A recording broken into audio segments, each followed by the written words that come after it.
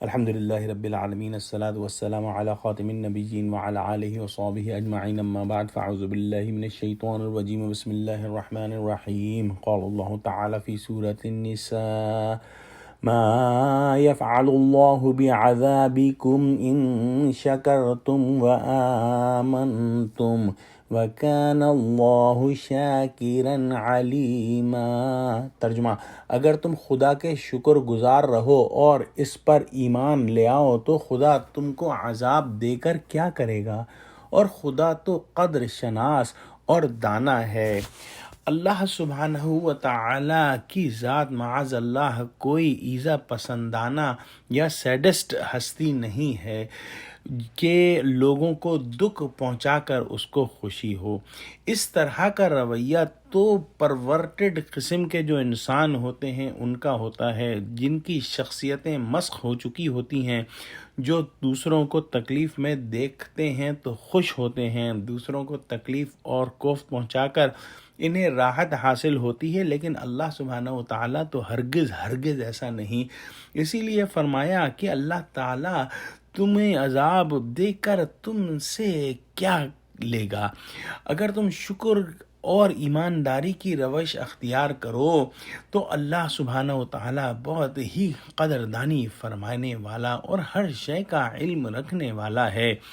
جو بندہ اس کے لیے کام کرے، محنت کرے، اللہ تعالیٰ اس کی قدر فرماتا ہے، اور جو کچھ بھی کرتا ہے سب اس کے علم میں ہوتا ہے۔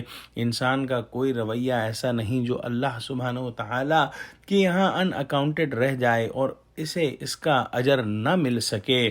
دنیا میں کوئی انسان اگر کسی انسان کو عذاب دیتا ہے تو اس کے کیا مقاصد ہوتے ہیں؟ یا تو اس کی غضب کی آگ ٹھنڈی ہوتی ہے، یا وہ اپنا انتقام لیتا ہے، یا اس کو کوئی نفع حاصل ہوتا ہے، یا کوئی تکلیف دہ شے اس سے دور ہو جاتی ہے۔ لیکن اللہ سبحانہ و تعالیٰ تو غنی مطلق ہے، اس قسم کی چیزوں سے مبرہ ہے، بلکہ عذاب تو ایک ایسا امر ہے جس کا تقاضا خود انسان کا کفر اور نفاق کرتا ہے۔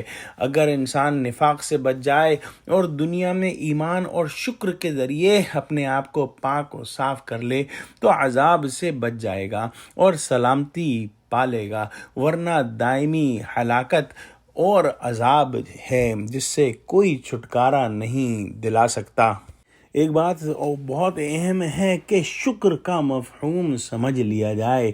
قرآن کے اندر شکر اور کفر ایک دوسرے کے مقابل میں آتے ہیں۔ شکر جو ہے وہ بندے کے لیے بھی استعمال ہوتا ہے اور اللہ کے لیے بھی استعمال ہوتا ہے۔ شکر جب اللہ کی طرف سے بندے کی جانب ہو تو اس کے معنی اعتراف خدمت یا قدردانی کے ہوتی ہے، جیسا کہ اس آیت کے ترجمے میں ہم نے دیکھا، اور جب بندے کی طرف سے اللہ کی جانب ہو تو اس کو اعتراف نعمت یا احسان مندی کے معنی میں لیا جاتا ہے۔ جب شکر بندے کی طرف سے اللہ کے لیے ہو تو شکر گزار بندہ جس کے پاس قلب سلیم ہو وہ اللہ سبحانہ و تعالی کے لیے احسان مندانہ رویہ رکھتا ہے، اور یہی شکر ہے، وہ اس کے احسان کا اعتراف زبان سے کرتا ہے اور دل میں اس بات کا احساس رکھتا ہے اور اپنے عمل سے احسان مندی کا ثبوت دیتا ہے۔ انہی تینوں چیزوں کے مجموعے کا نام شکر ہے۔ جب انسان اللہ سبحانہ و تعالی کا شکر کرتا ہے تو ضروری ہے کہ وہ اپنے اس شکر میں صرف اور صرف اللہ سبحانہ و تعالی ہی کو شکر ادا کرے۔